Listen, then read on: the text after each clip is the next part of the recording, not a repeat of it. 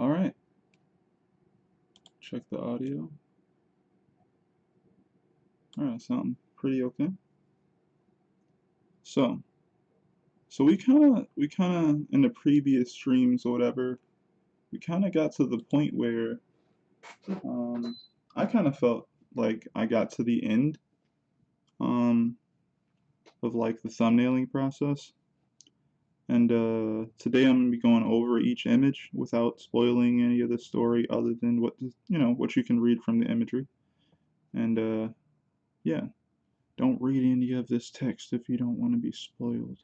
Though it's not, it's just literally plotting out what's happening in each image. It's not the actual text. So that's a good part, right?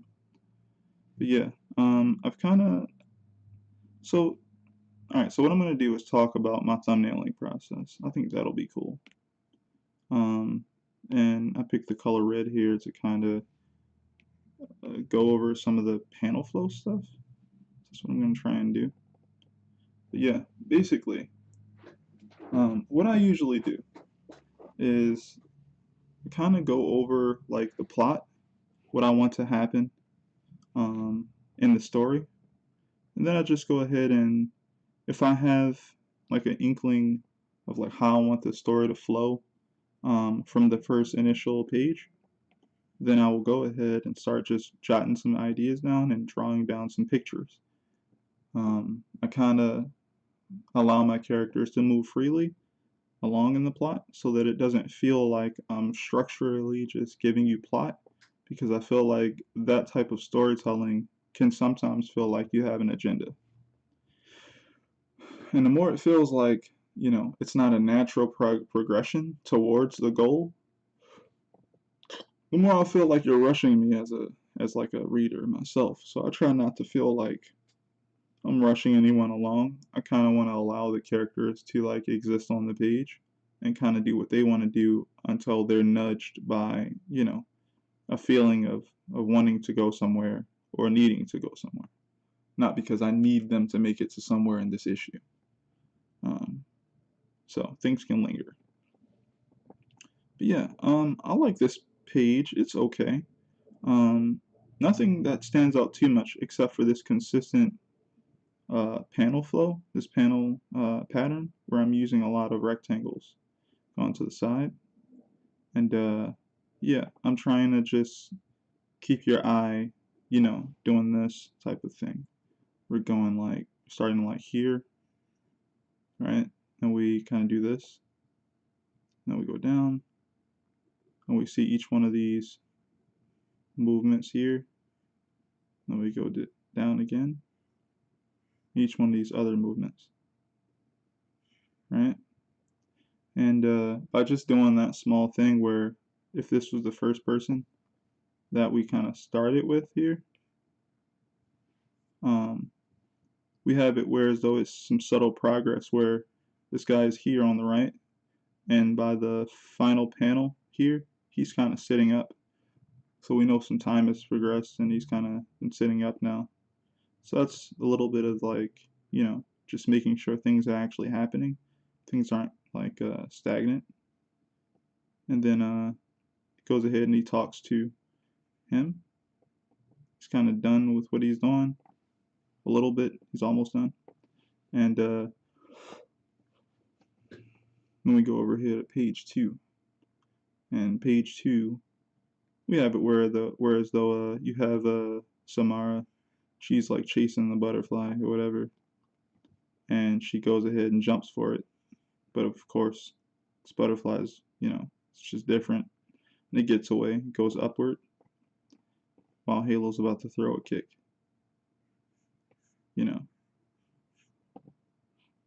Little stuff like this is what I'm consistently thinking about when I'm paneling. Also have it whereas though since she was moving to this direction, down here she's, she's already moved around like that. So we're seeing like her back here while his leg is going up. Probably gonna have a little dust trail going towards her. To kind of make sure you can see everything.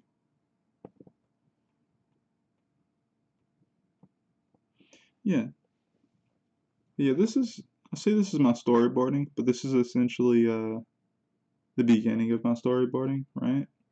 I'm gonna look over everything and balance everything out the best I can. Also, all the sound effect placement is missing, so I usually do that in the next stage, right? So just like I drew this right here, sometimes I use the sound effects to help draw the eye directly where I want it to go. So if I want to, I could have that sound effect there, because it literally sets up the butterfly here and the leg coming there, right? It also could trail directly down into where the tail is, but the tail is technically pointing directly there.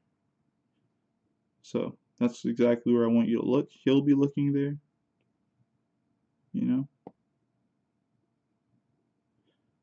I may do something different with his hair where it could trail back as well. That way you'll maybe get stuck in a loop, but technically it's already kind of pointing like that. So maybe if I make it point down towards Samar's head, you'll do like this, right? So I can kind of keep you in this general like loop, right? And since this is a unfinished action, I feel like unfinished actions are probably some of the best things you can do to get someone to look at the next action, because it's technically like a freeze frame of an incomplete motion. It's essentially like if someone began to throw a punch, and it's anticipation, right? Someone throws a punch and it's almost near someone's face. You know, you don't get the feeling of like it hit his face, so we know he got punched. It's like no, it's going towards his face. He's about to get punched, and I need to go to the next panel to see if he gets punched or not, right? Any unfinished action will help, you know, get the reader to go to the next panel. So get you to flip and go to the next page. You know, this is stuff I'm always thinking about, to just try and get you to the last page in the book, right? Because that's what I feel like my real job is, right? I gotta stop saying right. But yeah, we got some little bantering here. I think I set up where these word bubbles were gonna be well enough. I remember talking to everyone about like how a lot of how to draw books or just learning how to do art, you learn about like good placement and composition. But if you do comics, you have to always leave space for like word bubbles. So you have to always know where they're gonna be and how you're gonna place them, right? So even if you have like a decent understanding of rule of thirds and things of that nature, you have to always leave a little bit of space for the word bubbles that are gonna be there, or your composition won't actually work in terms of comics. I was lucky. This just seems to work out like this. Um, but the other thing is that I also won't really know uh, how big I need my bubbles to be until I figure out the exact dialogue I'm going to put in those bubbles, you know? And then, you know, there's a bunch of things you can do to test that, right? And one of the previous live streams I'd done, I'd said that I usually check by using the size 15 font for my dialogue in the word bubbles. And by doing that, I know that it'll show up when I scale it down to like the viewing size of about 12.5 on Clip Studio. And if that's readable, I know basically that that it works well. So like it's a great way to check. But yeah, in the last part of this page, we have Makim here, who's kind of getting up and kind of dusting himself off, right? He's kind of standing up. He's kind of low here. He gets a little higher, and then he's all the way up. Um, So small progress, right? Small, well, not progress, right? Small changes from the character, again, gives us a sense of time changing, you know. So that's what I'm trying to do here. I'm trying to do a sequential shot change. Well, change where the characters are moving, but the background isn't. So the camera is kind of steady. So you kind of just look at them like, it'd be like if you're in an anime, you look up like character acting. They're just, in front of the camera and they're moving and things of that nature. And the camera is staying steady for 3 panels straight. He's standing up, dusts himself off. He's kind of done dusting himself off. He's looking to the side, to notice what's happening in the background. Over here, Halo is here, and then he jumps to this one here. I don't know if you can see that. And then it looks like he falls, right? Completely off of the cliff as he's kind of jumping from pillar to pillar, things of that nature. And of course he's looking because he's like, like what? Wait a minute, did this guy not clear that jump? Like, and that's why it's kind of like when we get to this, again, do it again on a unfinished action, right? We don't know what happened, but we won't know until we go to the next panel. Little tricks like that help, in my opinion. So now we have him looking, looks a bit worried, maybe I can do like that. Then he's all like looking, and then he gets, he's like, all right, you're okay. And then he says the rest of what he has to say here, right? And then we would have a little reaction thing here. I didn't add a word bubble there because I honestly feel like it's too small. It'd be too small of a space. And manga also operates a certain way where, like right here, I'm using the live area here. I wonder if this will snap too. Yeah, well, I'm using a live area here in this rectangle. And I'm using 4 horizontal panels to cut it up into, segments. And because of that, there's not much space here. If I were to cut it into 3s, I would have enough space for a certain amount of dialogue here. But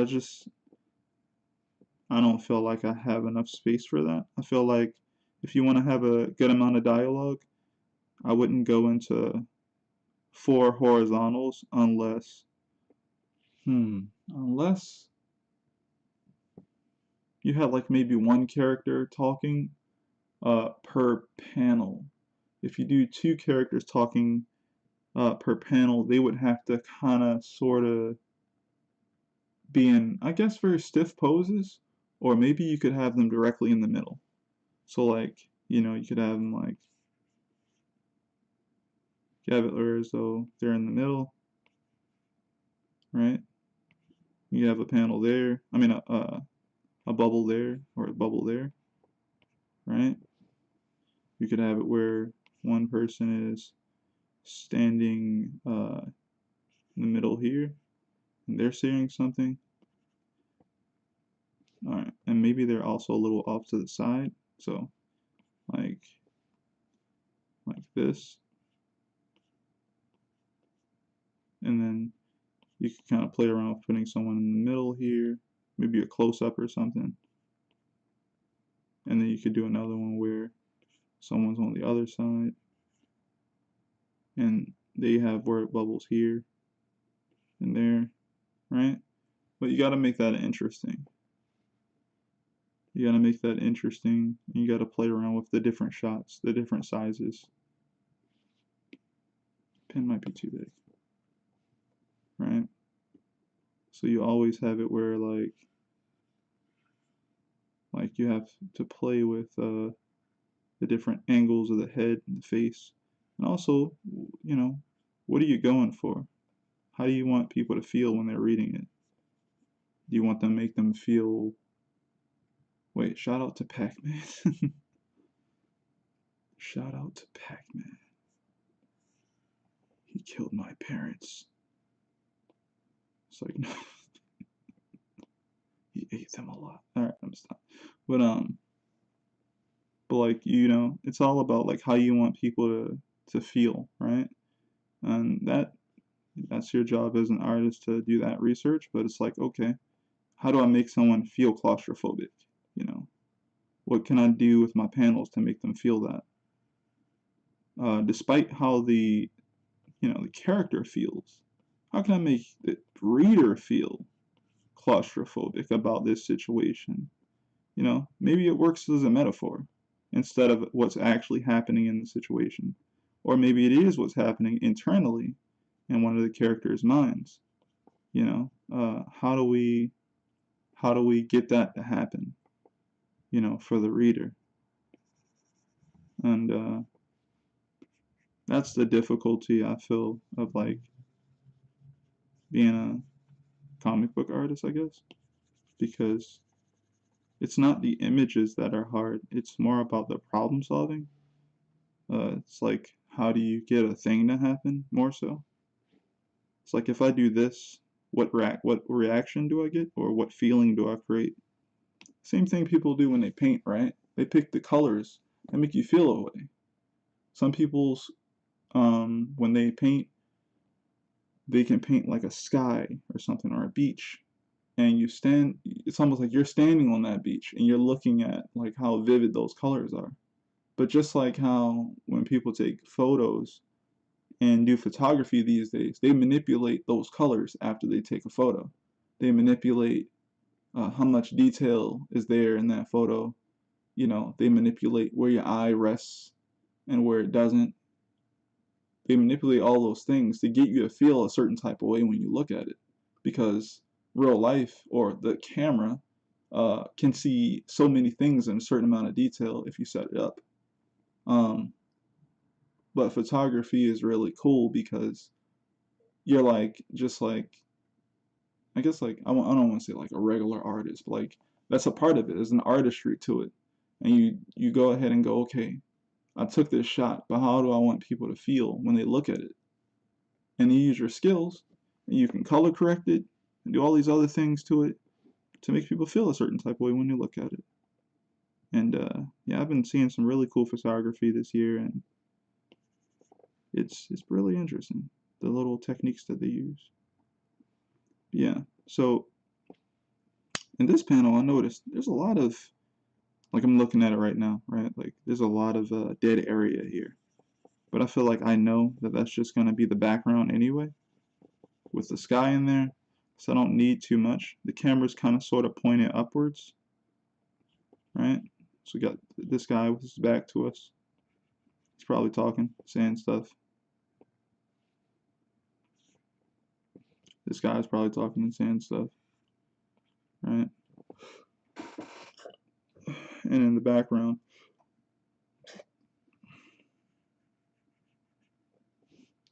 we'll have like the sky and some of the mountains that, you know, have made it into view because they're really tall, right?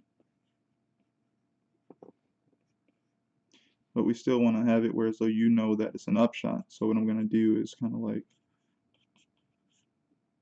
show some of these clouds here, but they're like curving.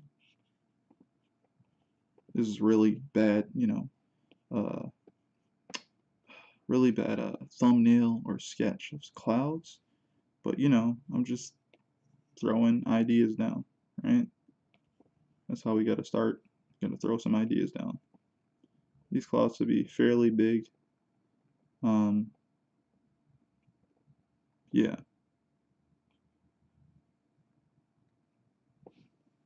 And for context, I'll even make myself an extra note that'll be like this.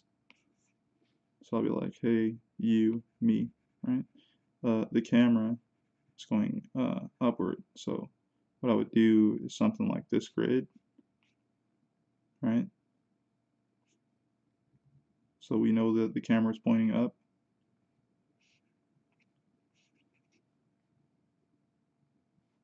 Yeah, and just by doing that grid, I'm like, oh, okay, the camera's going up, right? So if the camera was straight forward, it would be more like this, right?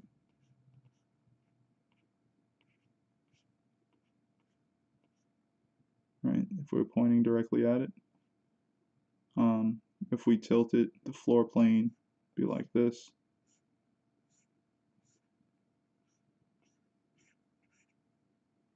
character will be standing here.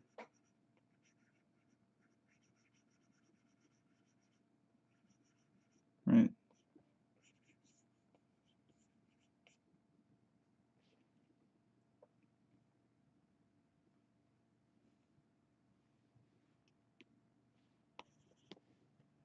So, yeah, that's another thing. Always got to play around with the different shots to figure out what shots are best. And again, the camera is still kind of sort of tilted upward here, so it will be still similar, but it's not as dynamic anymore. It's almost reasonable-ish. So again, camera's behind this character here, Makim. His hair is doing that. I don't know why I felt the need to draw that. And again, we would have it where like you got the clouds in the background, right?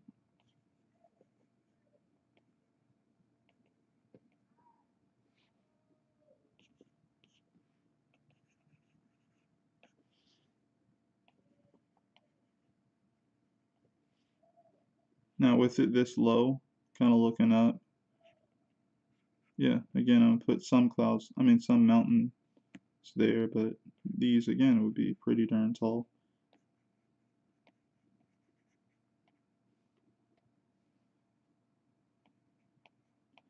The other thing is this is kind of sort of an idea, right? It might not actually be the mountains that we want to be there, but it's an idea of when I get to that stage to be reminded of the type of shot I chose and what should be in the background of that area because of that.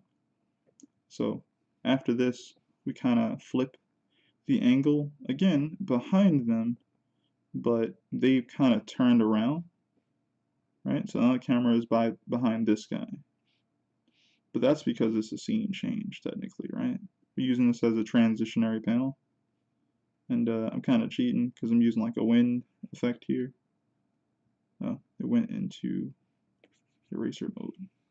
Yeah, I'm using like a wind effect here. And I'll play around with this because I don't know if I really like this yet completely. But I did like it before stream, so I'll look at it more and more over the weekend, right? So we have Makim walking off here. Halo is here with Samara on his back, on his shoulder, right? And he's walking forward, away from the cliff.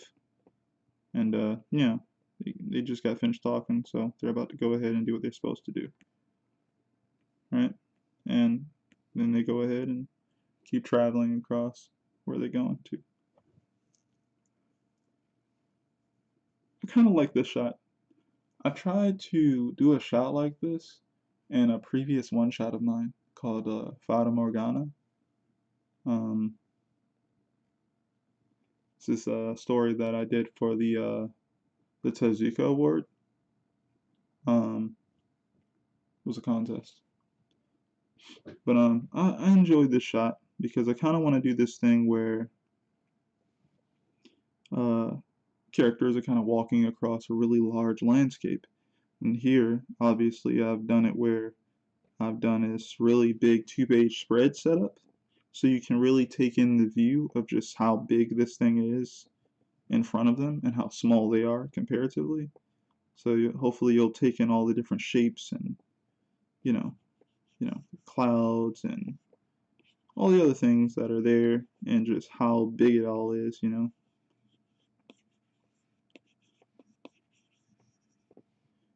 I hope it makes you feel small, right?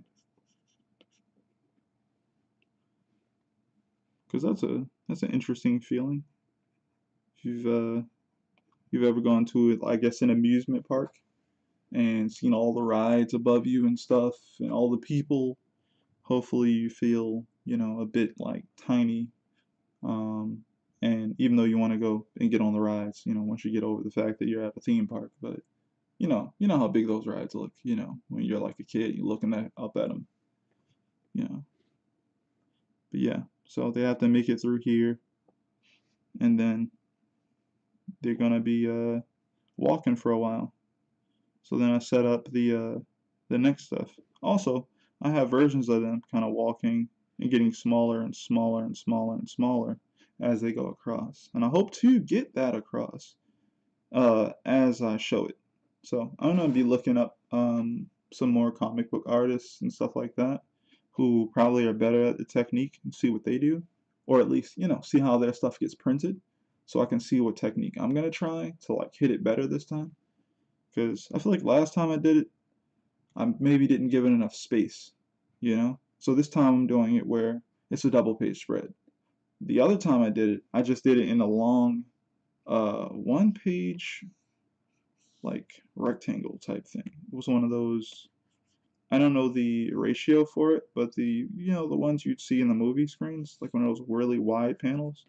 I did something like that, like this.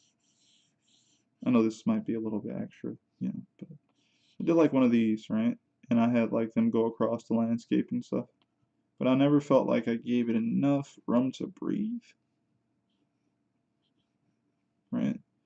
And with something being that small, it could be possible to confuse the reader where they could possibly think that the extra people you're showing, that you're trying to show is like progression, is actually other people. You know, not that that was something that anyone told me, but you know, I'm a bit older now. You know, I'm a little more experienced now. I see that that could be possible. And it's even more possible when your work is uploaded, you know, at smaller size. Um, Remember when I was telling you guys that at around 12.5 is a really good ratio to be able to tell if your stuff is going to be readable? I don't think I followed that rule back then. It wasn't even that long ago. I don't think I followed it specifically for that shot. I just try to do it, try to experiment, you know. And again, I usually have like friends proofread my stuff and tell me if something's working or not, or if anything stands out as being like unreadable or anything. So I always get pointers from like anyone I show my stuff to before I send anything in.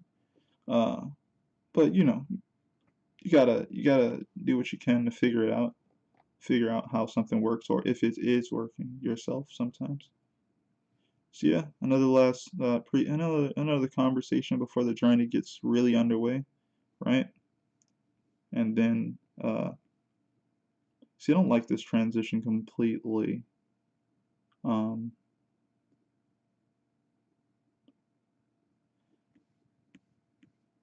feel like I feel like, you know, this ends with an action from my team, but then it goes into an action from Halo, right? I don't feel like that's a good transition. So what I'm gonna do is probably figure out how to fix that. Um,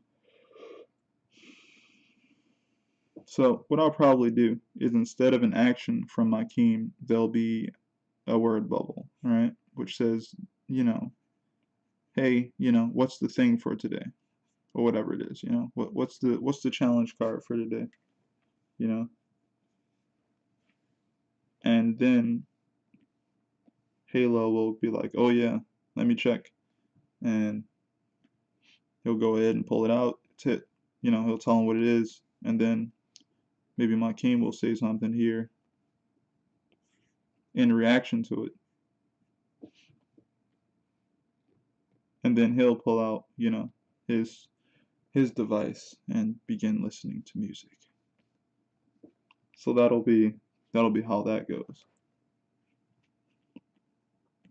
So I think that'll be some good ideas right there, some good ideas. Um, I also made these markers here. I don't know if you guys can see it right here and right here. Because in this particular scene, I wanted to kind of extend the panel all the way to the edge, but only vertically. Because you know, this is again the. Let me see if I can do this little rectangle thing again. All right, so this right here is like I said, it's like the live area, right? And you can actually extend it like all the way over here for the cutoff, right? So if it was in a book, right, this would be like where the binding of the book would be essentially, right? This is like the if you had two pages open looking at a book, it's this part right here where the 2 pages are binded together in a book. Hey, how's it going, Adele? How you feeling today? Um, and because of that, you have to kind of design your book around that type of thing. But yeah, usually a live area kind of fits directly in the center of that page. Um, Actually, technically, if it's like that, depending on the binding, it's this line starts closer here and would stop here, right? If you have the book open. But because of that, this area here would be where it's right before the book gets cut off, right? Right click on the edge. So you can choose to go all the way over or all the way up. The closer you get to this and this area, the more it's possible for the printer to make a mistake and cut something off, right? So what they try to tell you to do is keep your faces of your characters in the live area. You got your faces, right? You got your hands. You want to keep all that in the live area. So you got faces and hands, and you probably have, your onomatopoeias, your sound effects, and also not necessarily your word bubbles, but the text that's in your word bubbles. So you can have a word bubble that goes outside of here, but you want to usually keep all your dialogue right there, right?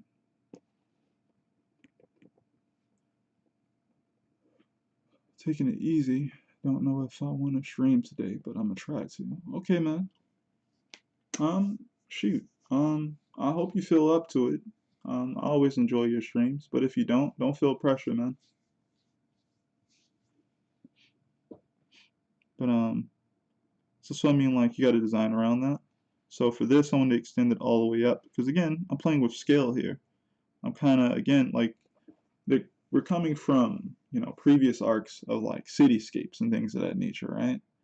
And I got to play with scale a little bit, you know.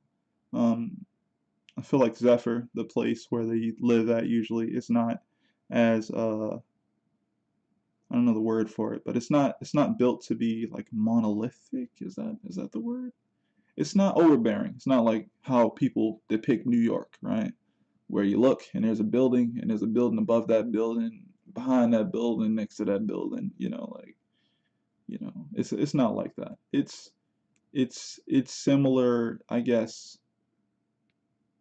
to like I guess parts of Baltimore or something like that, right? Like if Spider-Man was in Baltimore, he would be on the ground a lot because there's no buildings to like consistently stay in the air and web swing around. He would have to stay downtown, near like the bank buildings and like Leg Mason and all that type of stuff. He'd have to stay right there because as soon as he leaves those blocks, Spider-Man will be running around on the ground consistently. He'd probably do some parkour here and there. Maybe he'd go around a light pole, but after that, Spider-Man's just running on the pavement with everybody else. It's not consistent buildings that are next to each other, you know, close enough next to each other, and really tall, really big buildings in Baltimore. For me, anyway, it's get one every once in a blue moon, and it's usually in like a downtown area.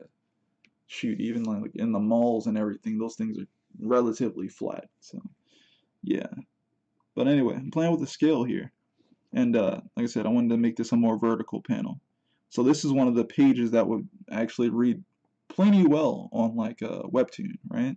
The more you design pages that are scroll friendly like this, you get rid of the sides right here, and everything's kind of directly in the middle, like attached to the live area like this.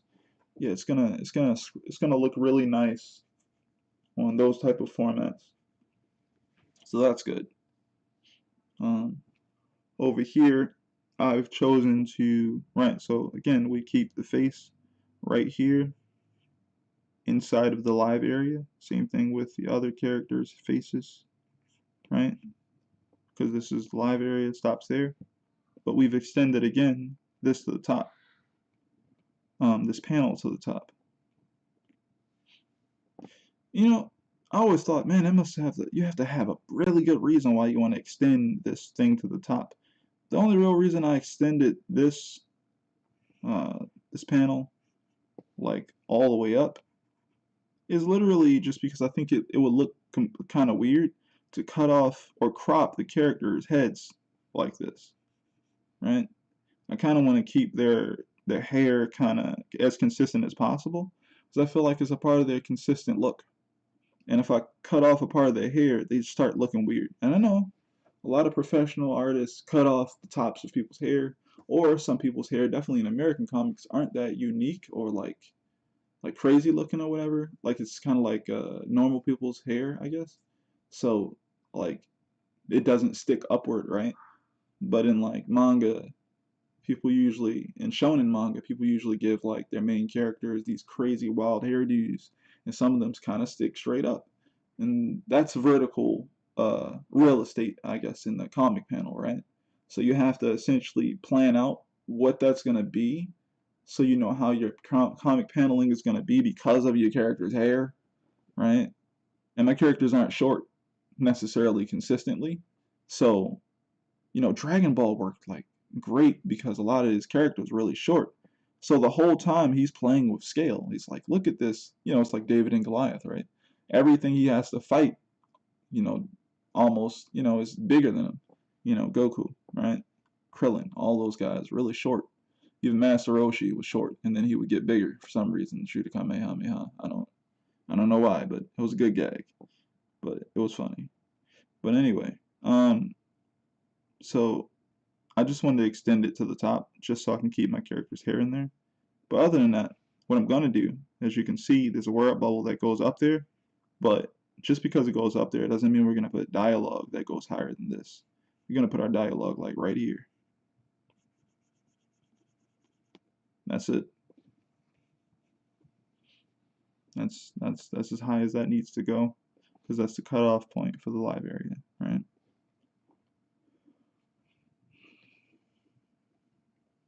But yeah, all right.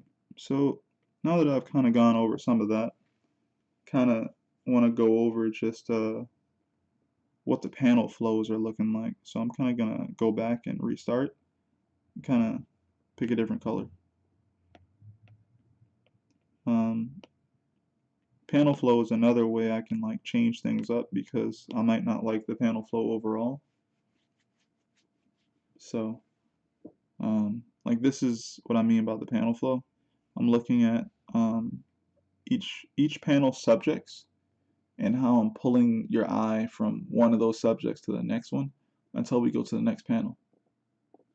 That's what I mean. So essentially like this one I did right here in the red, did a couple of them actually.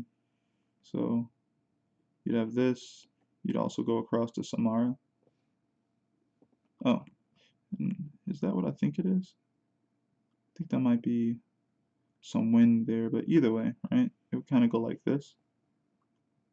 Then we would go down here. And then we could just say that goes across. And go here. Go across to all the other ones. And here. Right?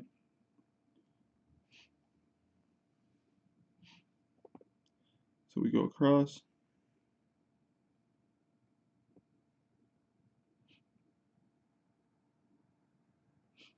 Now these ones are always tricky, right? Because I almost got confused myself. So these two right here are technically a subject as well. Halo's about to throw a kick when we go here. So we know that's moving. We see Samara right here. We're going to have the butterfly go up. Right? Then we're going to go ahead and go down here. And right, we already have all this stuff established. So that works exactly the same. We'll go here. Kind of follow the gesture of his body. Or we could just literally do this. Right? Face the butterfly. Right? And then we're here, right? And technically, this is our subject, and this guy, well, this is our subject, and this guy is our subject, right? It's relatively in the middle there, so you kind of go across, and you would hit all the word bubbles along there, and you would go down, and again, you go across, 1, 2, 3, 4, 5, 6, right? It's relatively going straight across, jumping between each subject. Then, of course, the consistent like this right here. I like this shot a lot, right? Just go down, cross, down, cross, down, cross. I feel like it's pretty easy to read. I'm playing a lot with the camera standing still, and it's just, I think it's just like I'm just allowing my characters to be themselves. Like I said, I'm not trying to force the plot on them. The plot's gonna happen. I know how to get the plot to happen. But they know what they're supposed to be doing, and it's up to them to, get where they gotta go. If they were characters who didn't do that, right, eventually they wouldn't have been picked to kind of go on the mission that they're on, right? Or they would have had, someone guiding them, right? But they don't have that, so they got to be somewhat trustworthy to even, be going to do what they're doing. So that's the good part. But that doesn't mean that each one of them are as trustworthy as the other, and it doesn't mean that, both of them are exactly alike. They're both different in different ways. I don't know why. Me looking at like this scene with all these clouds, it's like pulling me in. It's almost like this spiral pattern or something. It's crazy. But yeah, so we got that. Of course, we got these right here, 2 subjects. Do it again, kind of look straight across, right? And then we have this type of movement again, right? So I have a lot of area over here, so I'm pretty sure that the wind is gonna move this way. It's gonna kind of do that, so it'll kind of push you this direction here.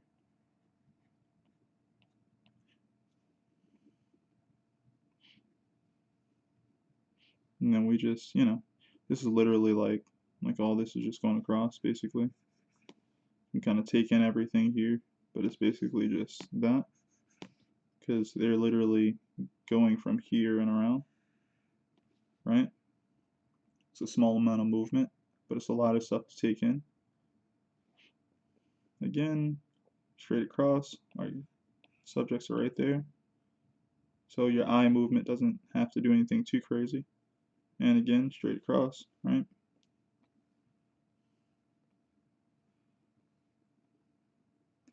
And obviously, this works really well for each of these things, right? This is a landscape panel. And some of the best movement, well, one of the best ways to do that is just literally setting up the movement of the eye to work well in the panel that you place all the action in, or that you place any of the, your subjects in.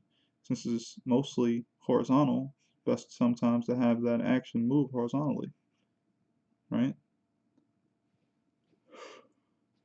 I have a lot of those.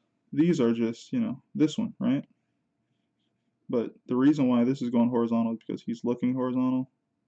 We get to him. Technically, you would probably start here and go down or something, and then you would go over. And then you would go here to here, and then down, right?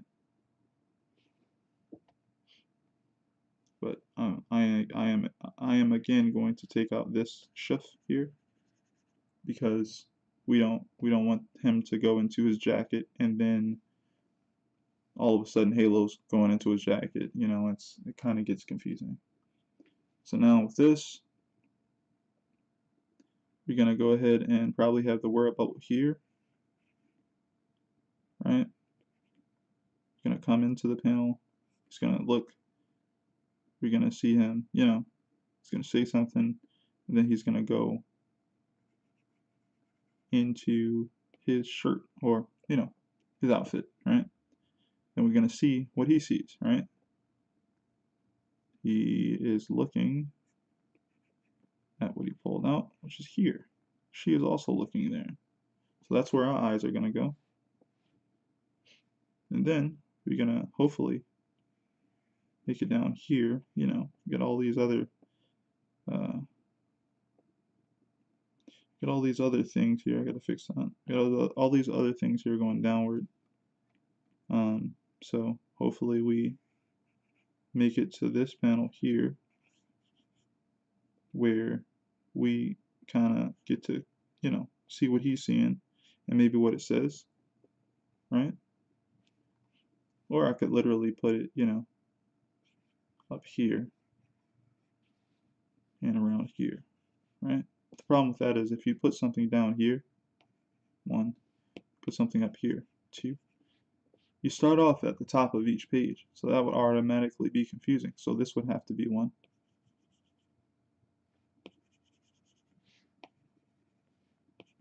This would have to be 1, this would have to be 2.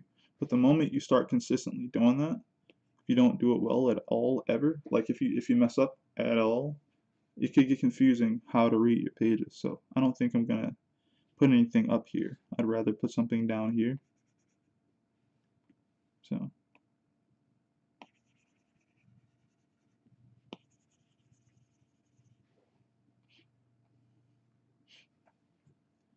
alright, so then we got this guy, he's pulling out his headphones. He looks pleased. And that's what I'm gonna try and go for, right? He's putting on his headphones here with both his hands. He pulls out the device. He's looking at that, right? So it would go like this. Come into the panel, read that there. Hopefully you go straight down here. And then you go right across there.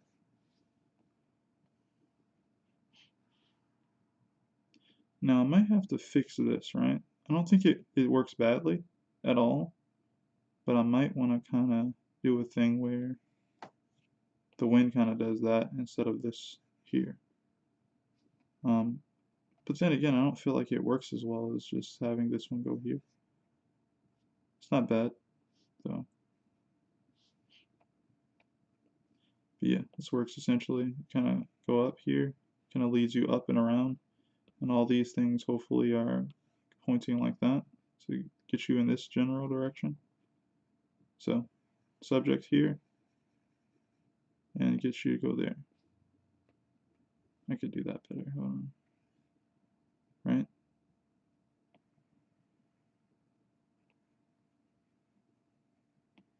I could probably do that better with different color. Yeah, it gets you to just kind of go directly from here to here. It's kind of like an upward movement, right?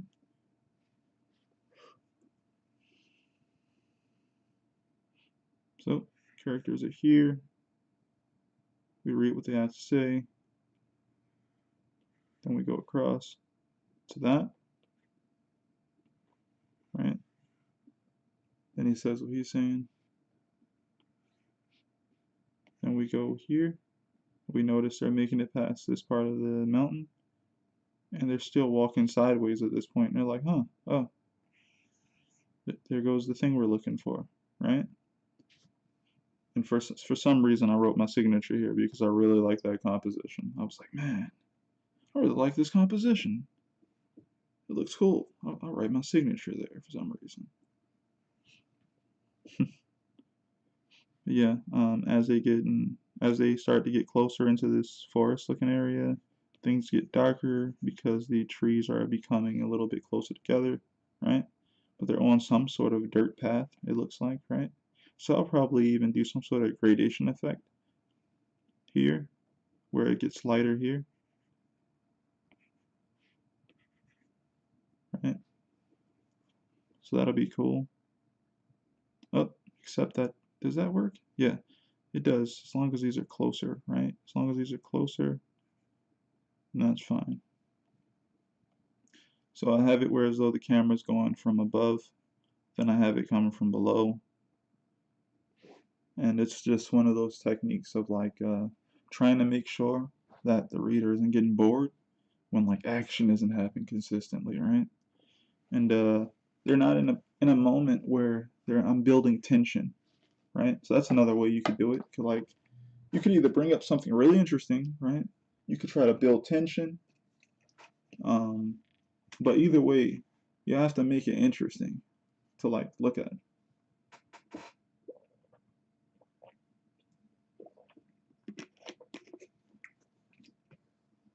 And one of the ways for me while they're moving is just changing the camera angle.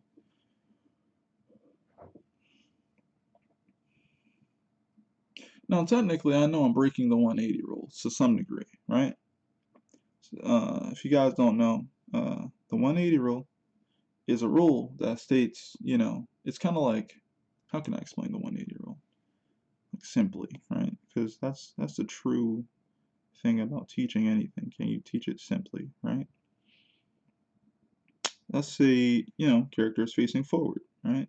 Forward looking character, which means that the camera is looking directly at him, right? If the next panel, see now I'm switching the way I do comics, but move this over here. So if this is the first panel, and we go over here, and the next panel is something like if the next panel is something like completely behind them,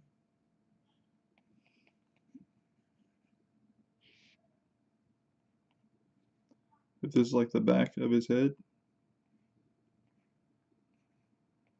that's completely jarring because it's not possible, you know, for a human being to, in a moment-to-moment situation, to appear in front of somebody and then appear behind them. You know, uh, it's possible for them to spin, you know, in that area, in that general area. But if it's like, you know, all the subjects in your shot go from one viewpoint and then all of a sudden we're like it, you know, 180, we're 180 degrees a different direction from where we started, that can be jarring to the reader. It's also the same thing. I think it's similar if you have someone driving in a car this way. This is a really bad car, right? Yeah, you don't go with that. It's a car. Believe me, it's not a shoe. It's not a shoe. Trust me. Jesus. Oh, all right. Anyway, if we have a car going this way, and then the next panel, the car is like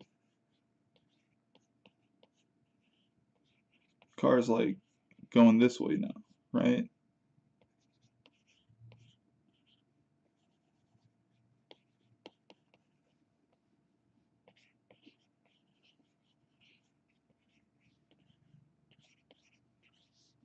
Yeah, I know. I need to work on my cars, right?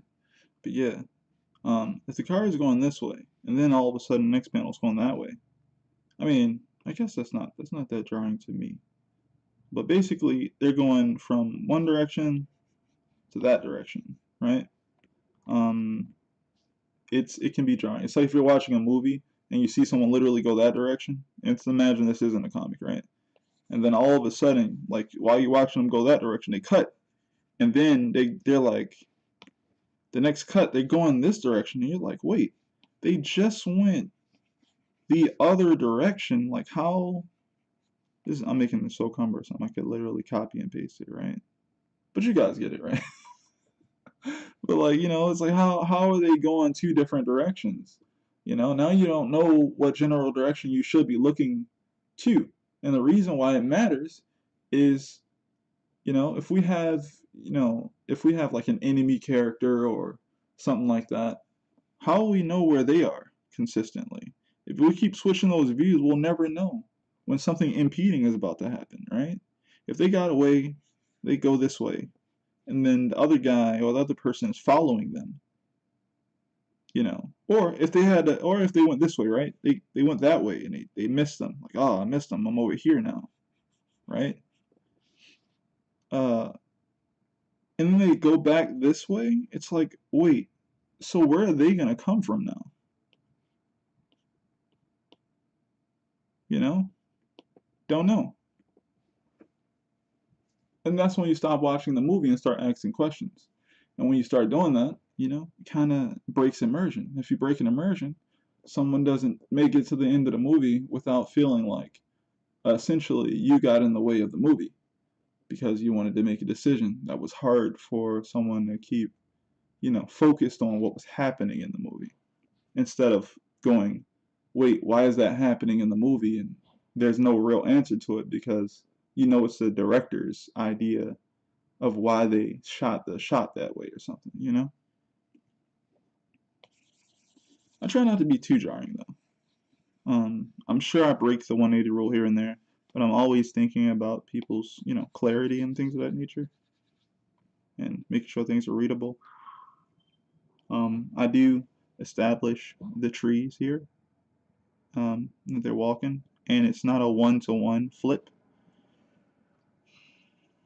Um, I think the main reason I know I break it is that I know that, okay, if we have, wait, okay, if we have this guy, right, that's how I usually think of it. This guy is on the right side, and this guy is on the left side. But in the previous shot, this guy is, who's this guy, right? He's on the right.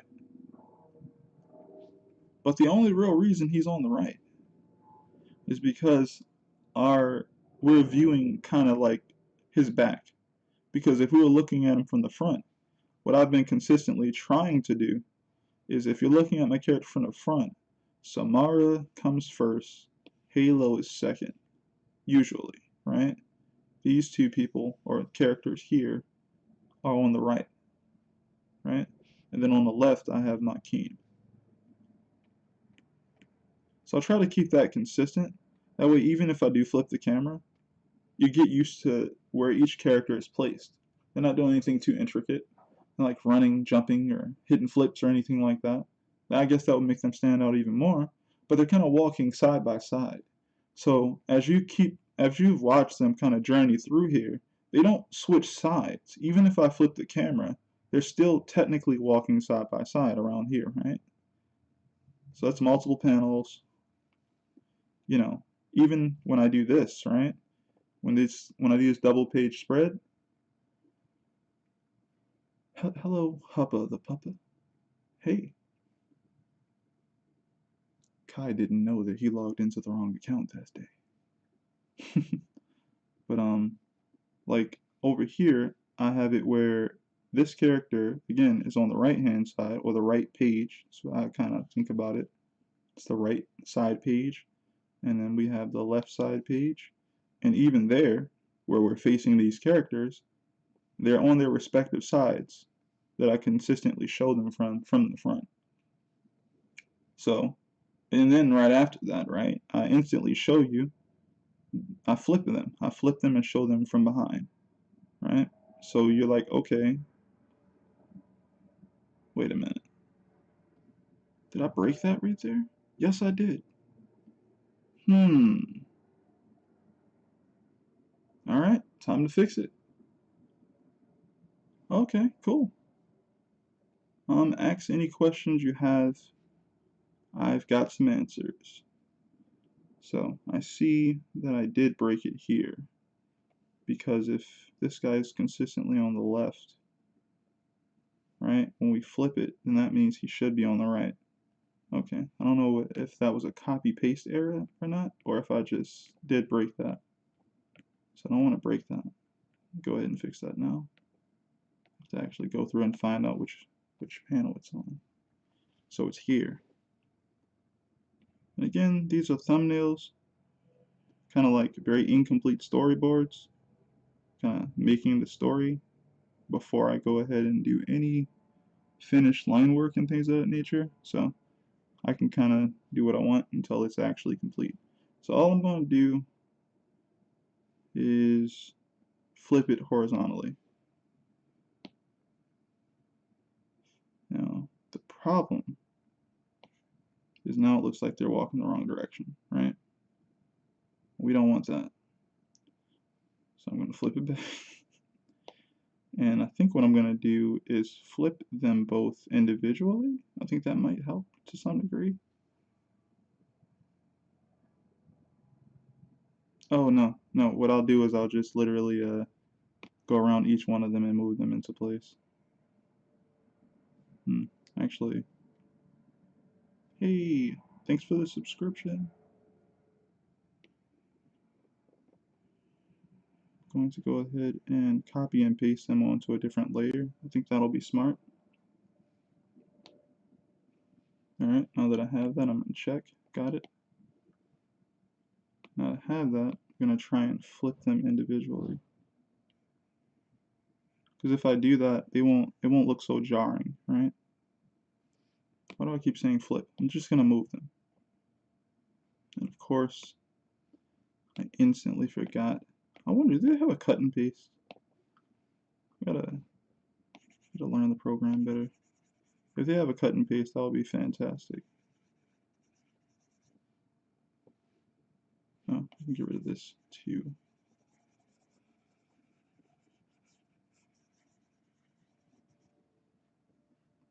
Okay. Right. So now, grab this guy, and I'm going to move him over.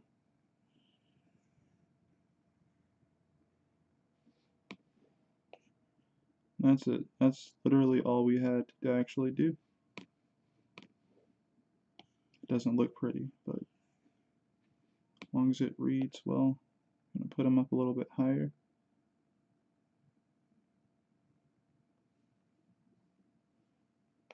A little bit closer.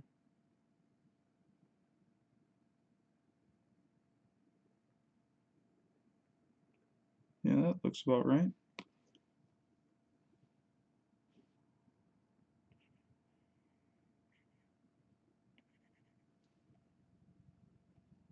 That looks jarring actually, but yeah. So yeah, again, we're not doing a painting here. We're just kind of doing the composition layouts for everything we need.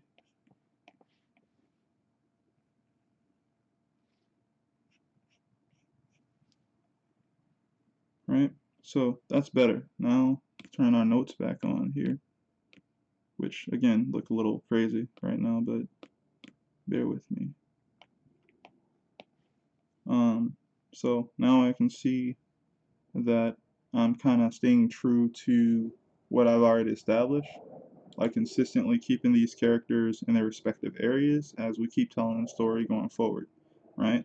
My Keem is on the right because his back is to us, right?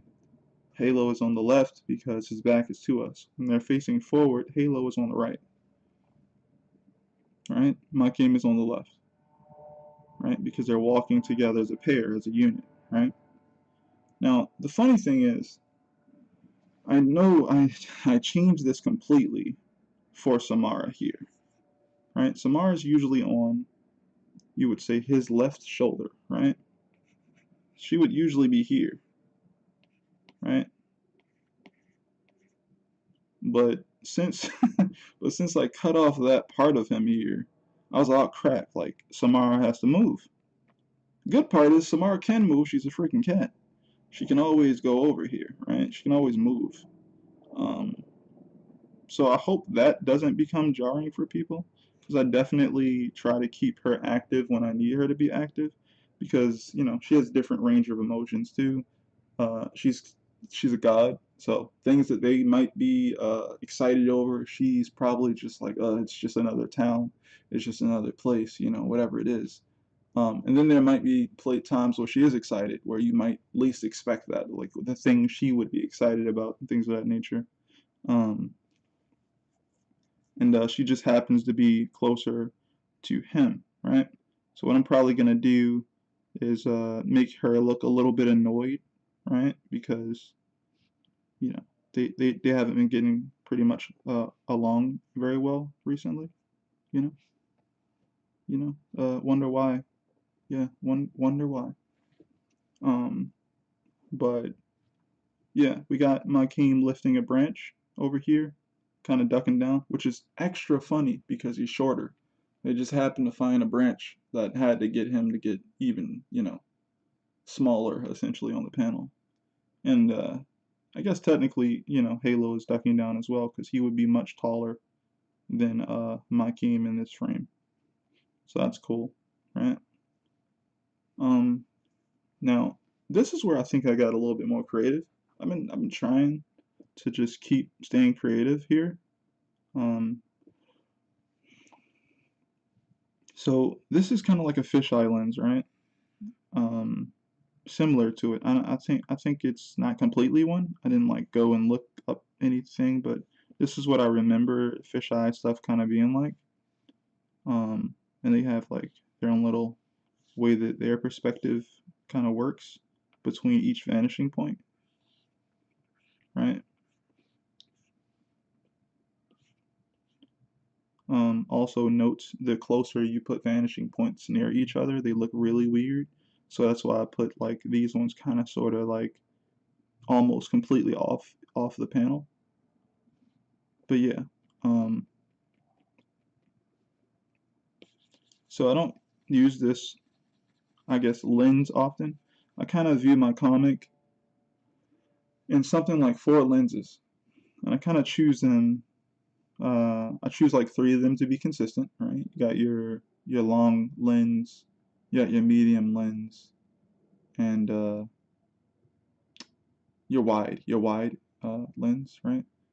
Um, and then I have like this type of fisheye lens, and this is the one I chose to only do during certain moments.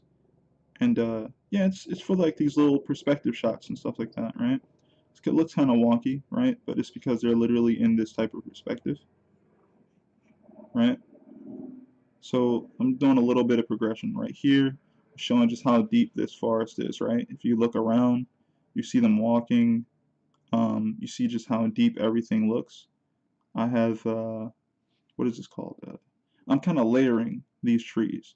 So hopefully when I do it, like when I actually do it correctly, I'll layer it whereas though the trees that are closest to our eyes are darker. And then as you look further back, they'll get lighter. So it'll be like smaller, thinner lines. And I'll probably also have it where, hey, how's it going, Tammy? Um, yeah, I'm probably gonna have it also where I'm gonna put probably some gray around these ones in the foreground so that they'll kind of create an effect of blur, which means obviously you won't look at them too long because you won't be able to see them that well. But it won't actually be like digital blur. I'm not a big fan of digital blur. I don't know if you guys have ever seen those comics where, someone's throwing a punch or a kick or whatever, and you look at it and you realize you cannot actually see any detail in it because it's digitally blurred. Um, some in some manga, they basically go ahead and let me see. They go ahead and they just oh, wrong length for that. They go ahead and they do the speed lines like this, right? And because of that, you can kind of see those lines at least, right? It's literally the blur effect, but it's going around the object. And because of that, you might not be able to see, quote unquote, the hand, right? Um, I gotta find a way to turn off these notifications. People can see these messages that are being sent to me. But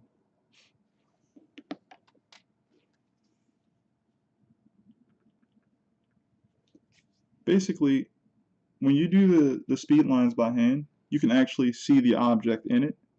Well, you can't see the object, but you can see the technique, right? You can see the technique. When someone digitally blurs something, you can't see anything if they don't want you to see it, you know? And it bothers me a little bit because I get it. I get it. It's a technique. And um, overall, it's like but why would you not want people to see? You know, that's what I usually think about, right? If we're throwing like a punch, right? Right? Like why wouldn't you want people to see something here? Um, why would it just be a massive blur here where this all gets lost? So it's like, oh, I can tell it's a fist. I can tell someone's throwing a punch just by the way the shoulder is out and, all the muscles are, stacked on top of each other, right? But like, if everything here gets lost because you wanted to blur it, it just, it becomes robotic looking. Not just because you used a computer, but because blur becomes a technique where you can hide things, I guess. Like I know this is a weird transition, but you know how people, no one's seen like Sasquatch or whatever his other name is, I forget right now. Right, no one's seen that guy. But what if his whole thing was that when you looked at him, he got blurry? Like that would be actually scary, right? Like the more you try to see it, like Bigfoot, right? The more you try to see Bigfoot, he just gets blurry. That would be insane, right? I'd be like, oh man, like I would never want to run into this guy because he's basically the predator. He's like you look at him, you don't see anything, you just see a blurry mass, and he punches you to death or something. Like I don't know, right? Or he runs away. Either way, it's still scary as crap because you don't know what's running away. Every time you look at it, it gets blurry. It's like, what's wrong with my eyes? You start rubbing them. I can't see. You know, um, that would actually be really creepy. Actually, that's a fun concept. But but yeah, I like to draw it because you can see the lines that I'm using to create the effect. If I do the technique well enough, maybe you'll notice how well I'm doing it. If I mess up here and there, that's also fine. You'll know a person is doing it. If you just blur it with a computer, I hope you leave it where as though it's readable enough. That's just my thing. I think they also might do it in Battle Angel Alita. Grabs Battle Angel Alita book and flips through it.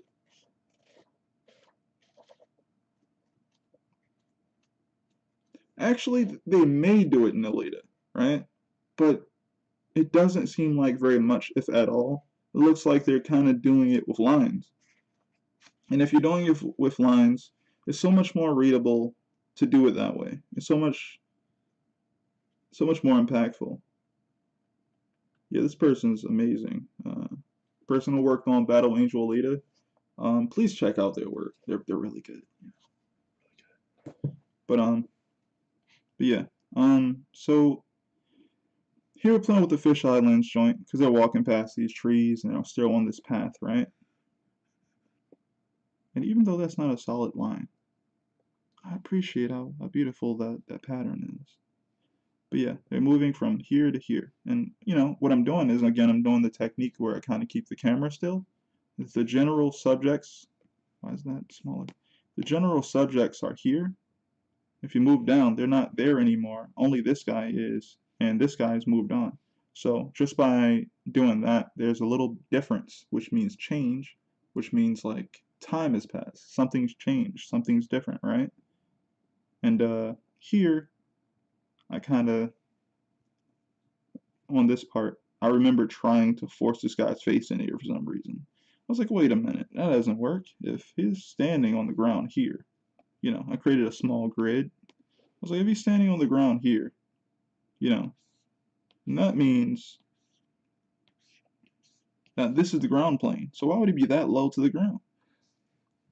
I kept envisioning something like Soul Eater in my head or like Naruto or something where someone walks past the camera and their face gets kind of distorted. I think it was Naruto. And I kept trying to do that, but I was like, nah, it doesn't work because my character is already saying that he's standing here, which means this is a ground plane. If that's the ground plane, then I gotta establish that the other character here, you know, would be Halo, and you would be seeing his feet, right? So that's why I went ahead with this type of shot. And, he's kind of waving them over, like, hey, hey, like, look, And we finally get to this shot. This is one of the shots I did early because, when you're visualizing your storytelling, there's certain images that you already feel like work and you're drawing them out and you're like, yeah, I want it to kind of end like this, or I want the first image to be this, or the middle to be like, there's certain images that stick out. They're like your key visuals that help you really dictate what's going to happen. So I kind of got to this page first and I knew that I was just going to build into it, right? I was like, oh, we got to go on this journey. We got to get through this place to get to this other place just to get here, right? And once I got there, I was like, okay, now I know this page comes next. This is the next page where he gets to say the thing. And I kind of set up all this stuff, right? We got our guy right here. He's in like foreground, right? We got our middle ground stuff here, right? Right? And then we got our background kind of all the way over here, right? And I'm happy I was able to kind of do this. It's kind of like a really big establishing shot. And it establishes what kind of comes next, right? Like they're finally close to their destination, right? I didn't want to rush this chapter to kind of just instantly make it where they're supposed to be going. I wanted to make sure that there was a journey to it that hopefully, you'll remember a little bit later when I kind of, what is it called? When I kind of do a, what is it called? When you come back and then you kind of want to bring it back up. I forget the term right now, but it's gonna mean something hopefully later, even if it's a small thing. I hope that just by doing this, you'll go, huh, I kind of understand a little bit about what's outside of Zephyr. You can kind of go, okay, on a certain side of Zephyr, at least we know that it's covered by some mountains, right? Some type of mountains are outside of this gate. If you go a little further in a certain direction, you're gonna find forest, right? You're gonna find some trees. And on a certain part of those trees, after those trees, you're gonna find some water, a watery area, right? And that could lead to this place. So over time, you'll get used to some of the landmarks and things of that nature that I'm putting in the story without me going, hey, here's a map. Make sure you know all the locations or something like that. I feel like people do end up doing that for people who obviously, they want that type of stuff. They want the maps, they want the this and they want the that. Um, and it's also good for just getting people who jump in late, I guess, to kind of just jump in any chapter. And if you keep giving them a map, they can just read the map and know where everything is. But at this moment, I'm not trying to do that. I think I'll get to that eventually. But right now, these characters, they live here. They don't necessarily need crazy big maps. And if they do need a map, that means they're not in a territory where they're familiar. Makeem is very familiar with this territory. Halo is not, right? Which is why he's probably making the biggest deal out of this, right? He's making this face. He's like, yes, like finally, you know. And Makeem's very much indifferent here, right? So again, got this, and we got this really big establishing shot, and I really love the composition here. Is there gonna be a food scene? Of course there's gonna be a food scene. There's gonna be a food scene in the upcoming chapter, right? It's gotta be, right? But not right now. Not in this chapter. But yeah, good eye, Tavon. They have not eaten for a little bit, right? So they're gonna eat when they get there. What's Halo's favorite food? I can't give you that one, Tavon. You'll have to find out next time. I can't give you that one.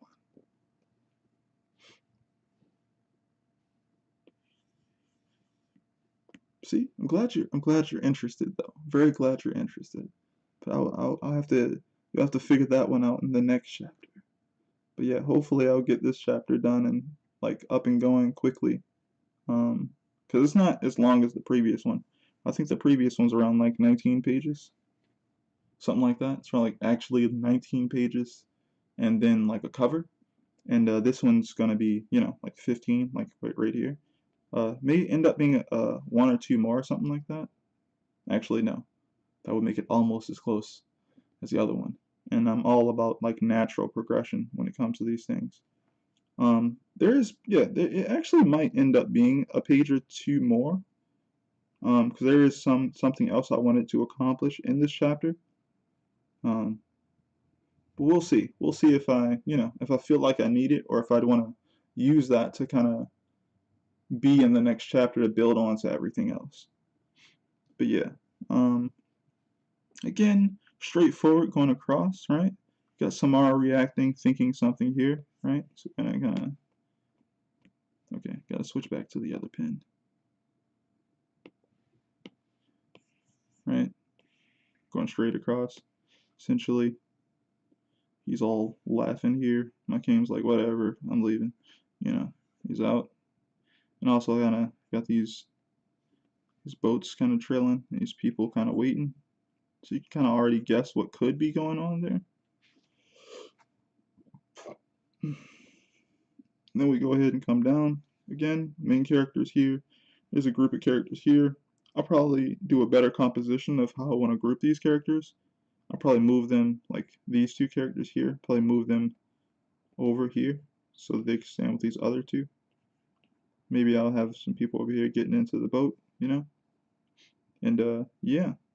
I may end here, or I may add like another chapter or two. I mean, whoa. Whoa. Another page or two, right? Another page or two. So, yeah. I also did this sketch because I was doing a bunch of like nature sketches and things of that nature because wow, like, what's happening? I was doing a bunch of nature sketches because I knew that the characters were going to be going through these landscapes to try and get to certain areas, right? So to make sure that I was hitting the targets, I knew that, there was going to be this water area that was going to be surrounded by these trees. And so I had done this in preparation for it. I'm thinking I'll use it maybe in the next page or so, right? Or I may try to use it later in the next chapter. It still works. It's still relatively the same area. It's just missing the people, right? It's missing the little boats, right? Paddles and stuff. And the people that will be kind of on the side, kind of waiting, right? So,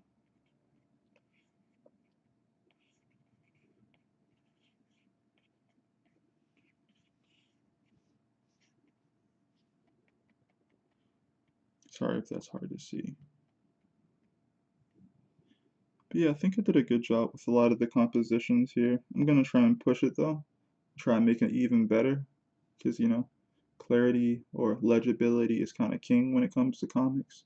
It doesn't matter how good you are at rendering anything, uh, if you can't make sure that it's easily understood and readable from the viewpoint of the reader once the book is printed or published, either digitally or, physically.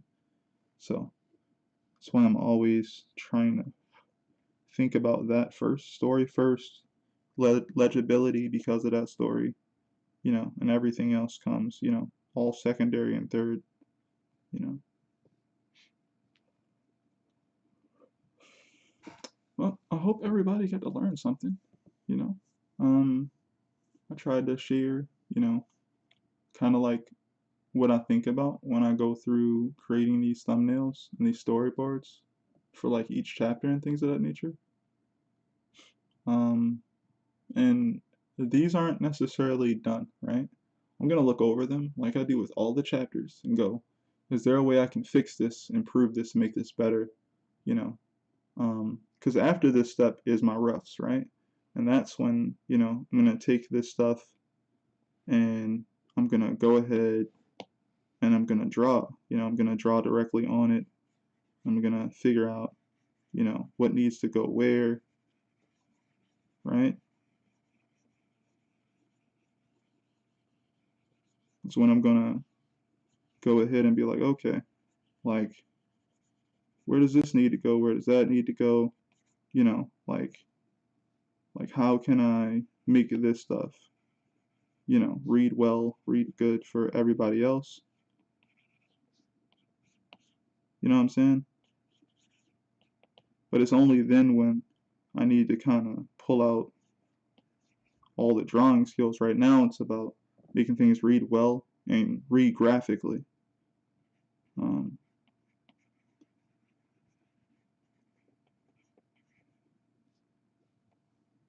that's funny. She actually did move over to the other shoulder to look at the card he pulled out. But you know what's funny? That's not fair. It's not.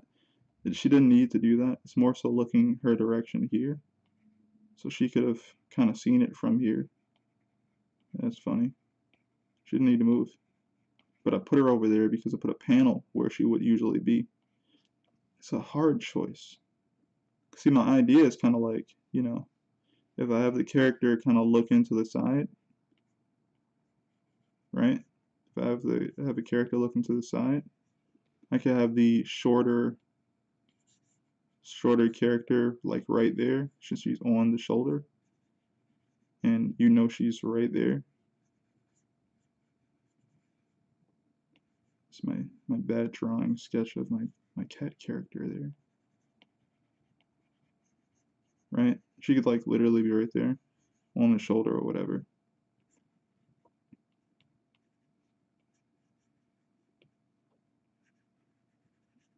And because of that, right, you won't forget she's there, because character in manga usually, who's the quote unquote the hero or the main character, they're usually looking to from the right to the left, right? They're trying to go this direction, right? And the villain or the opposition is always trying to stop them, and they're usually looking this direction. When the villains are winning, they're pushing from here to here, so they're winning, right? Right? If you keep trying to go one direction and something keeps stopping you or pushing you back, right, then you're losing as the hero in the manga, usually, right? Or could you imagine if if the freaking hero got freaking slammed, you know, somewhere, and then the villain stands on the right hand side, and then for like mad long he just starts to beat the crap out of the hero, but we already know the villain's stronger, so he just beats this man into submission, because literally, if you're going this direction, that's kind of supposed to represent speed. If you go in this direction, it's supposed to kind of represent slowdown. So could you imagine if you put, all right, never mind. Too many ideas. Too many ideas. I love comics. Comics are awesome. But yeah, right? So that's when I usually do all my like really detailed sketches and stuff like that. Um, so I'll go over everything, look over everything, because like if you guys know about ideation, or just I would just say being able to take a subject and to consistently just keep redrawing it with different little facets of ideas. That's what I'm trying to do when I'm trying to create storyboards and do problem solving. You know, it's like I can draw this kind of like this brick, right? I guess it's like a brick, right? From many different sides and angles, right? I can imagine it's really close or really far, right? And I can do this consistently over and over again. I feel like this is kind of like what you want to be able to do with poses and sketches and things of that nature. But you want to be able to, like, the harder thing to do is to do it with a focus on what you're trying to say. Just like when we talked about sound effects, right? When we talk about, like, what is it called? Being direct or saying things with a purpose, right?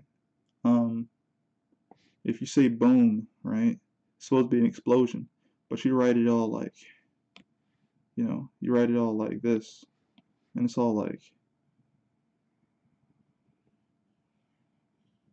it's all wobbly. It's like that's not a very what is that? Did a ghost explode? Like, why is it wobbly? Like, what, you know, like what is that saying about the thing that exploded, right?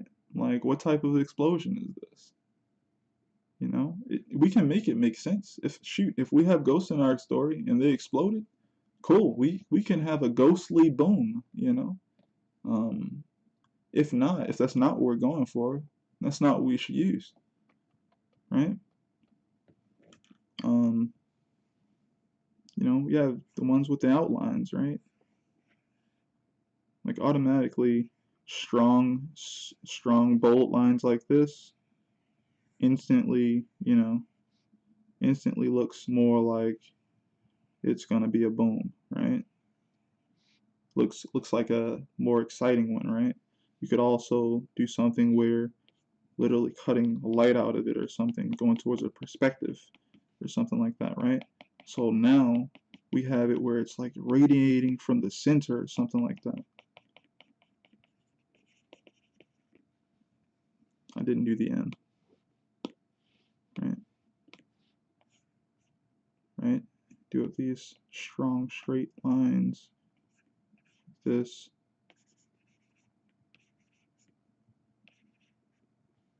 and you know, again, right? Just by doing like that, right? It looks like something literally, you know, got exploded through this thing, you know? It's not even whole anymore. That's what happens when something explodes. We're accentuating the explosion with how we're doing it, you know, with how we're demonstrating it, I guess. I'm not good with these adjectives right now. And because of that, it helps the scene, you know? It's kind of like if you say, beware, you know, there's a dog in the house or whatever, right? Don't sit on the steps. Beware, there's a dog, or you know, whatever, right? It's a warning.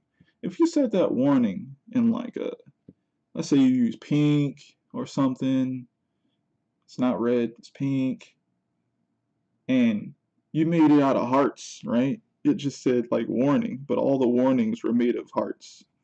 It's like what? Like what's going on? Like this doesn't look like a proper warning. Who's gonna take that seriously, right? It looks like a joke. Um, but instead, what you want to do is make that look as serious as possible, right? You could make a warning that's like, you know, you will get bit, right? You know, dog will bite you or something, right? And instead of putting dog will bite you, you could like literally spray paint over top of the will bite you and put like you won't see tomorrow or something like that, right? It's like, whoa, like now you've taken the usual like warning and made it way worse. Now you've taken it and transformed it into something that people are used to showing that, you know, the location where this thing is, it's a whole different environment. You know, you've already changed how people feel about where this thing is, and now you can proceed with the storytelling, you know, because that was part of it to just show, hey, this isn't like um, what you're used to. You know, it's kind of playing with people's perceptions of things, you know, and doing that and knowing what people's perceptions of things are is very important.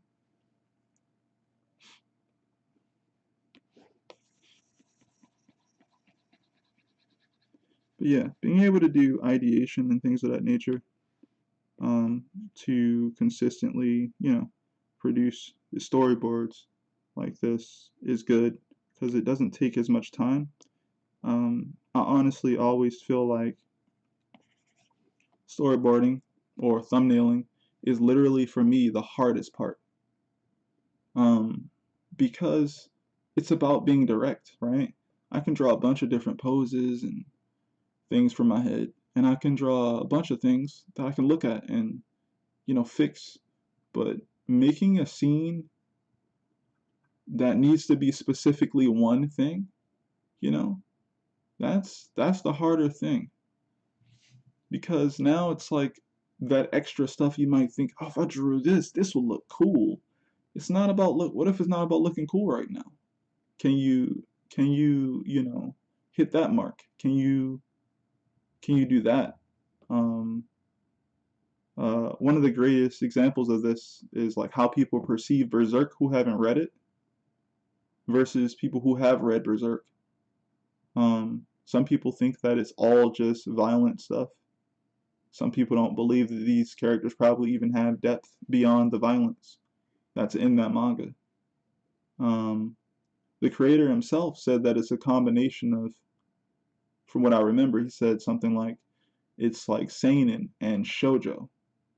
There's a lot of kind of like romance elements that fits in that story, the way the characters play off of each other. And it happens to be a very violent world that they're also wrapped in, you know, unfortunately. Um, and we watch their stories unfold. And yeah, it's basically that, you know. If it was only the if it was the really the perceptions being true, then Miura would be amazing at just drawing violence, you know. Always. He like, oh, that guy, man, that guy can draw some good violence, man. You know? Um, but instead it goes way deeper than that. He's a very talented artist. I mean, probably a talented writer too. We've been reading, you know, his dialogue for all these years. And well, the main thing that always sticks out to us is his art. And I always find that funny. Like when I think back about some of the best stories ever told that I've read, you know, and sometimes the art's so good you don't even think about the fact that they too wrote that story. Same thing goes for uh, my favorite manga artist, Takehiko Inoue. Um, you know, he's wrote and drew, you know, majority of his stories, and it's the only thing that consistently sticks out to most people, even me. You know, for the most of the time, was man, this guy can really draw. He can draw so good. He can draw so good. You know, um, and then I remembered, like, hold up, this guy actually wrote Slam Dunk. He didn't just, you know, draw it. He didn't have a writer working with him. I'm sure he had some assistance, you know, with his editor and things like that, you know, but he actually wrote that story as well. And that's very impressive to be a writer, have your visuals kind of take control like that, and also have it whereas though those stories were very memorable as well. But the thing that really stood out was the visual storytelling, you know?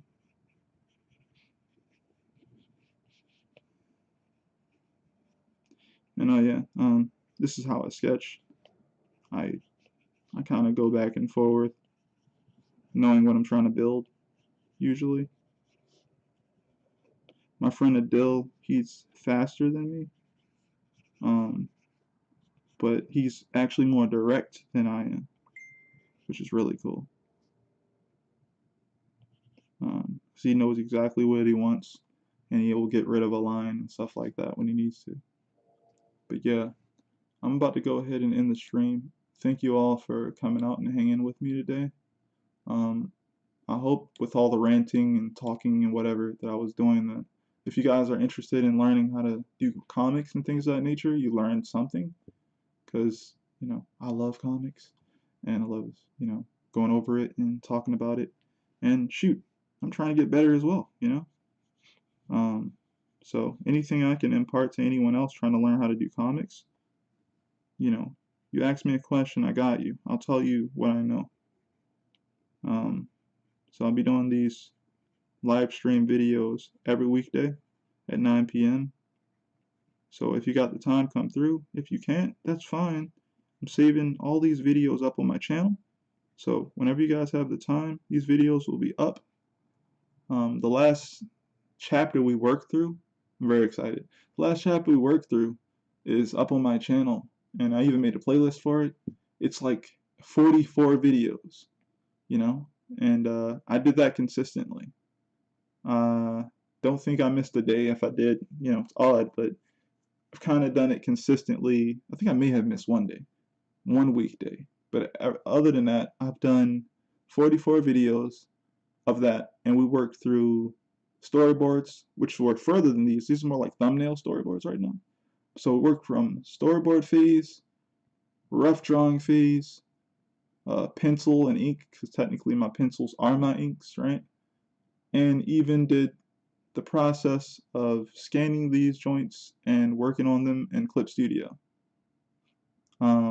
So if you guys want to essentially see someone work through the whole entire process without completely spoiling, you know, the narrative, check out some of my videos. I'm going to be doing this consistently, you know. So hopefully you guys come back tomorrow. Oh, tomorrow is Saturday. Monday. We'll be back Monday. So I'll see you guys on Monday. Tavon, I see you.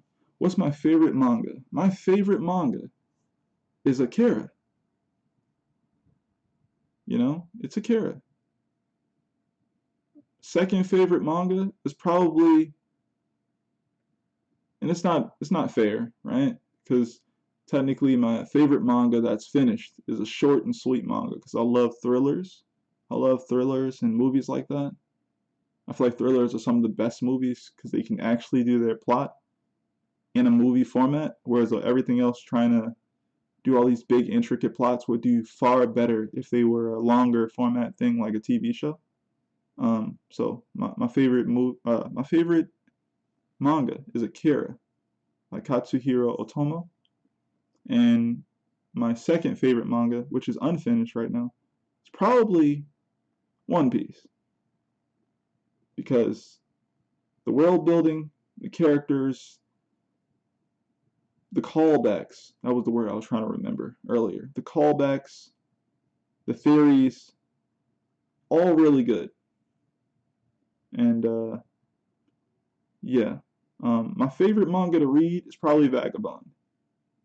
That means like even up against Akira and up against One Piece, if I'm reading Vagabond, I feel like I'm learning every single chapter. I'm learning something new. It just feels like you're reading philosophy or something. There's violence in there and everything, but there's a character who's growing. You know, there's a character who's learning and growing from all their life's experiences up to that point. And I feel like something needs to be stated about that. I feel like something about that is very important. It means you can allow your character to be a freaking character, you know? And I love that. It means you don't have to force your character into a mold or an archetype where you go, no, they're the hero. They always do these things because they're the hero, you know?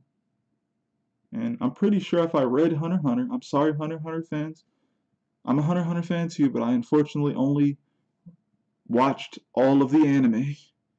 You know, I loved it. It was great. It's fantastic. It's one of my favorite anime of all time. I would probably love Hunter x Hunter. Please don't spoil me on Hunter x Hunter. I know the manga goes further than the anime, but I have not caught up yet. I've been very busy, but I would love to read it, and I'm going to. Still currently reading Blade of the Immortal.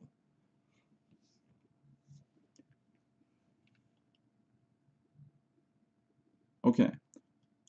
I cannot read what you said. I'm gonna call you, I'm gonna say your name is Habla, because I can't pronounce the other two. Well, the other one. But yeah, thanks for coming by. I'm gonna be back on Monday, and my stream is gonna be at 9 p.m. So hopefully you'll be able to come through. And if not, videos will be up and available.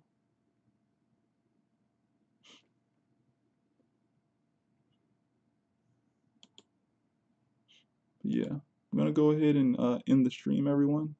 You guys have a good one. Peace.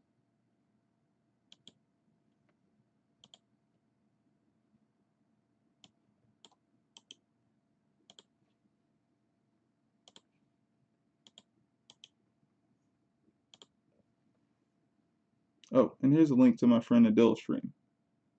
He seems to have started, so I'm gonna hurry up and throw this in here. Bye, everyone.